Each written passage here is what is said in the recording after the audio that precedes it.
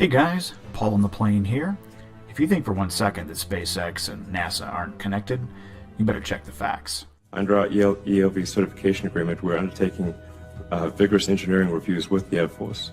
To date, we've delivered more than 30,000 data items to the Air Force and provided total access to our internal systems to more than 300 government officials for certification. And we hope to complete that certification this year.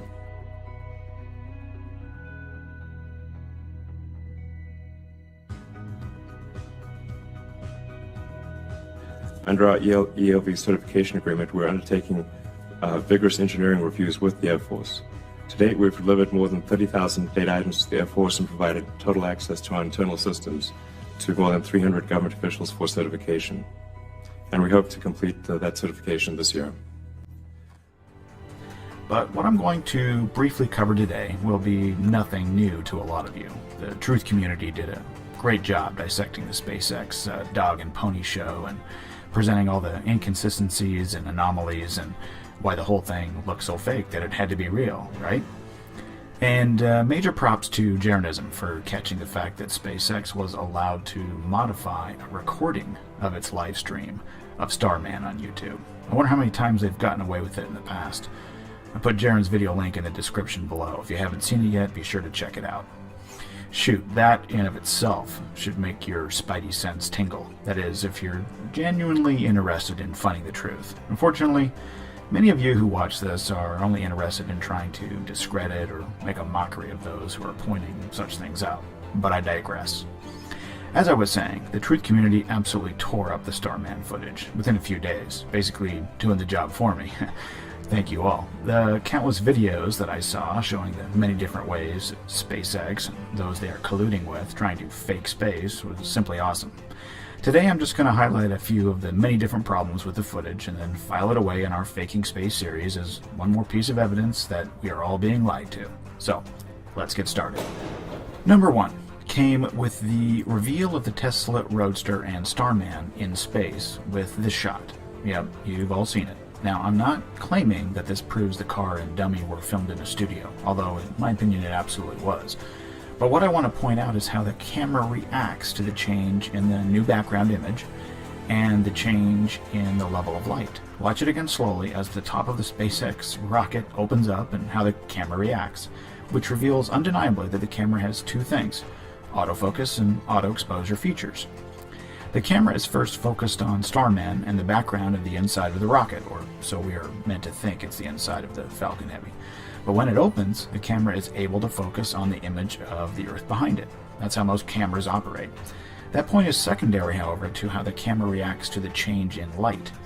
When the rocket pop top opens, the flash of bright light we see is because the aperture of the camera was wide open, because the inside of the rocket room the car and dummy were in was very dark. But the aperture quickly closes automatically because of all the light now bombarding the Tesla Roadster directly from the sun and from the sun's reflected light off the Earth, or so we are meant to think that's how it works. The camera auto-adjusts to the new level of light in that instance, and we eventually can see Starman soaring in front of the Earth in all its glory.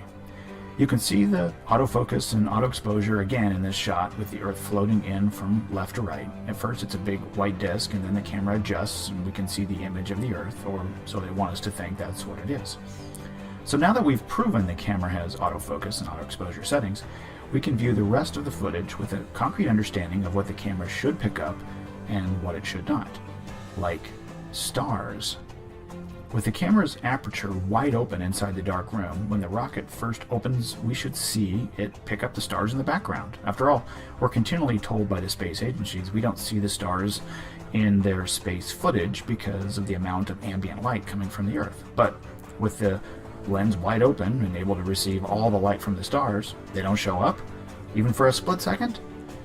And when the camera floats around and is pointed into the deep dark blackness of space and the supposed light from the sun and ambient light from the Earth is behind the camera, we don't even see a couple of the brightest stars? You're kidding, right? All you photographers out there should be calling bullshit like I am. Guys, they're faking space. Okay, number 2. I saw quite a few YouTubers pick up on this quickly right after dissecting the footage of Starman floating in front of an image of the Earth. And they are spot on. Watch closely the CGI glitch of the Earth in the background as the Tesla floats in front of it. Did you see it? Watch it again. This time slowly. Now, why is this significant? Because Starman and his red chick magnet of a car didn't glitch. It was only the background of the moving image, meaning it's a layered video feed. If it was a camera glitch, you would see Starman, his Tesla, and the Earth all glitch simultaneously, in the same way, in the same direction, and all recover at the same time.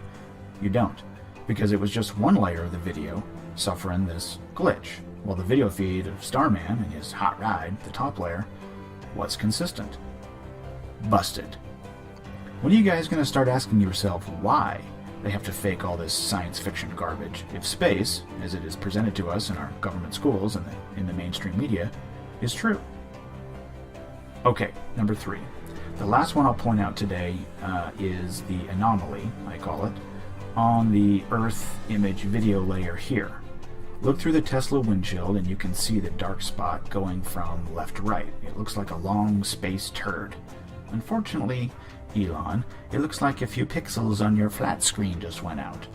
I have no idea what that is or why it appeared in the video layer other than it's not supposed to be there because we've never seen a long black turd floating above the clouds in any of the other hundreds of Earth shots we are spoon-fed from the government space agencies, from the Epic Discover, the Himawari, the Electro-L satellites, which give us all these amazing quote-unquote photos of the spinning, orbiting space pair. They aren't photos, this channel has debunked that 1,000 times over. Even the Lunar Reconnaissance Orbiter, or LRO, and its breathtaking Earthrise shots in all their high-def glory, never picked up a giant space turd. So, sorry, Mr. Musk, another CGI fail to add to this pile of crap. The faking of space continues. You're being lied to. But, to many of you watching, Elon said it's real, so it must be. And a lot of people think it's real, so it must be. CNN said it's real, so for damn sure it must be. Don't think for yourself. I mean, no one has ever fooled you before, and they certainly aren't now, right? You're so smart, and your faith is so strong.